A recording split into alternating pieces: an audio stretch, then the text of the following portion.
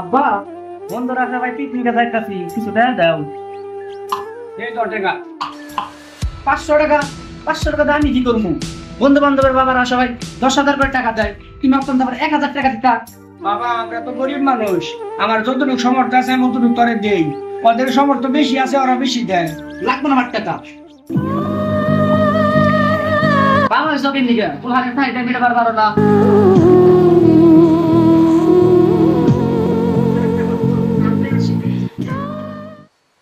আব্বা আব্বা আব্বা কি হয়েছে? আঙ্কেল আব্বা কোনো কাজে আহে নাই? না কামে তো হয় নাই। এই ক্যাপ্টেন ফোন দিতাছি, কল ধরতাছ না, গেল কোনো? কালকে তোমার বাপের আমিও ফোন দিতেছি, ফোনও ধরতেছে না, কাজে হয় নাই। তোমার বাবার সাথে তুমি কালকে যে ব্যবহার করছো এই কারণে মনে হয় তোমার বাপে কামে আয় নাই। যেমন একটা দিনে কামে আয় নাই, এই একটা দিন কাম করলে তোমার বাপে 3,000 টাকা পাইতো। কি কাম? একদিনে 3,000 টাকা? তুমি শুনে কি করবা? না আঙ্কেল, যদি কাজটা দেখাই দিতাম আমি কি করতে পারতাম। কাজ তেমন কিছু না, তুমি এই খাটটারে বৈশা বানিশ করে ছাইরা দিলে তাইলে 3,000 টাকা পাইয়া দাও। আঙ্কেল তাহলে আমি কাজে লেগে বললাম। লাগে বড় এই কাজের লেগে আমার 3,000 টাকা দিব, আর আব্বা আমার টাকা দিতে চাই না।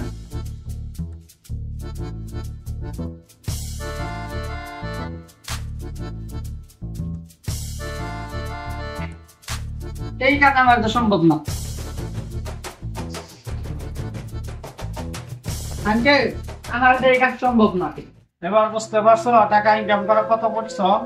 তোমার বাপে সারাদিন মাথার কাম পায় ফেলায় টাকা ইনকাম করে, এই টাকা তোমার দিছে, তুমি এই টাকা তোমার বাপের উপর মারলা মারছো। বাপের সম্মান করা শিখো, বাপ না থাকলে বুঝতে পারবা বাপের কত দুটো। আজকে বাপের টাকা দিয়া তুমি কোরআনি করে চলতেছ, বাপের কাছে সম্মান করা শিখো। আঙ্কেল এবার বুঝতে পারলাম টাকা ইনকাম করা কতটা কষ্ট, আর আমাদের বাবা মা কত কষ্ট করে আমাদের লালন পালন করে।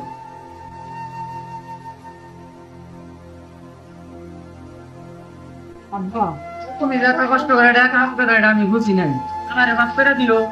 বাবা হলেন একটি বটগাছ যে নিজে পড়ে সন্তানকে ছায়া দেয়, কিন্তু মুখ ফুটে কিছুই বলে না।